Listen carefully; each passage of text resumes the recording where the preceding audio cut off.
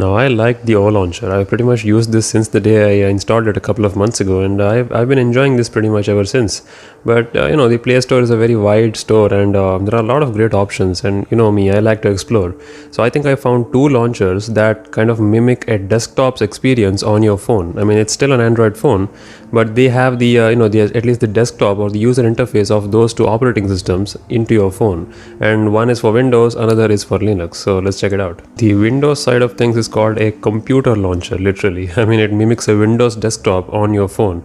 So it kind of looks like this, and interestingly, it has a My PC that looks very similar to the app drawer or the Explorer on your Windows machine. So it has all the quick access shortcuts. The desktop is basically the desktop itself, and it has all the shortcuts to your downloads folder, which is the file manager of your phone itself, but it presents it in this weird layered way.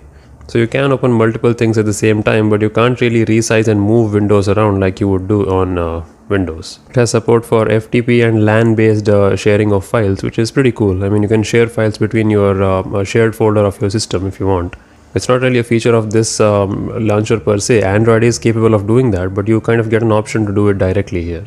Down here on the bottom we see a pretty standard looking taskbar, which is very reminiscent of Windows 10. All the way from the right side you do have the same calendar, which is a quick access calendar that you can swipe through and see the date and day. The messages icon, which would represent the notifications, it brings up the quick toggles of your phone. So you have to enable the access to this launcher so that it can access your system settings.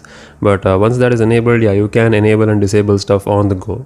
I mean, that is pretty neat. I mean, having things on the bottom right side here for right-handed users will be a little bit more easier than having to reach all the way to the top. That is still available as well. It doesn't go anywhere, but this is kind of nice. So you also get a shortcut for your quick contacts, so you can kind of dial someone up directly if you want. You also have a shortcut to the phone and the messages, the browser, and there's a Cortana looking symbol, but it's not really Cortana, it's just a normal search. So you can kind of search for something and it brings up results from the internet. And here all the way at the left side there is the app drawer. So if you click on that, it's a little unresponsive for some reason, but it does work. So it brings you all of your apps and some Windows style shortcuts here, and yeah, they are actual shortcuts to the applications that you have. Pretty cool looking launcher with the a Windows like thing, but only problem is it has a few ads here and there. Ads kind of show up like this, I think. I mean, I don't remember. See, it's not an application that I installed, so those are some ads that you'll have to deal with. But for the most part, just as a fun side launcher, you can kind of try this out. But if you're not a fan of Windows and you want to see what's on the other side of the spectrum, the Linux side, so there is something called HWRIS or Hauris, I guess, and that looks pretty much like Ubuntu. I mean, the icon packs, if you have used Ubuntu, you will recognize that it does look very similar to that. And yeah, that is actually a terminal window or a terminal lookalike that kind of acts as a shortcut. So it stays in the bottom right corner here. So if you press on it, a keyboard and a terminal window comes up. This is the built-in launcher's keyboard, and this terminal acts as a shortcut for stuff. So you can kind of launch applications from here like that, which is I guess a cool way of doing it. I mean, it looks really nice. It's completely different than anything else that you have seen.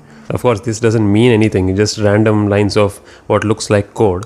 But there are some people out there who want to feel like an advanced level hacker or something. So for them, this is definitely a treat. You can set a few things in the settings, like you can change the text color if you want. It has the default Ubuntu font, but you can change that as well. And you may see here that this is actually a compact part of another launcher called Ares launcher. But the reason why I didn't recommend Ares is because that thing has way too many ads. I'll show you. I have installed it here. This is the Ares launcher. It looks pretty obnoxious, really. See, that's how it starts. That's the boot animation of the launcher. And it looks really cool when it loads up, but look at that. All the ads are right on your face in your home screen. So I don't really like this. It does have a paid version, so that gets rid of all these ads and enables the extra functions here. I mean, it looks really cool, not gonna lie. I mean, if you're after that some advanced level hacker lookalike phone, then definitely this launcher will turn some heads and people will ask what's going on your phone. Of course, this is just nonsense, you know that, but aesthetics. Down at the bottom here, we do have some similar settings where we saw there. You can change the config, which looks very similar to that, because that Ubuntu launcher that we just saw, it's built out of this launcher itself, but it has fewer ads in my experience. It doesn't have as many back-to-back ads that I saw. But yeah, this is definitely worse, so I wouldn't recommend you use this. So if you want a Linux-like experience, definitely try that HWNIX launcher.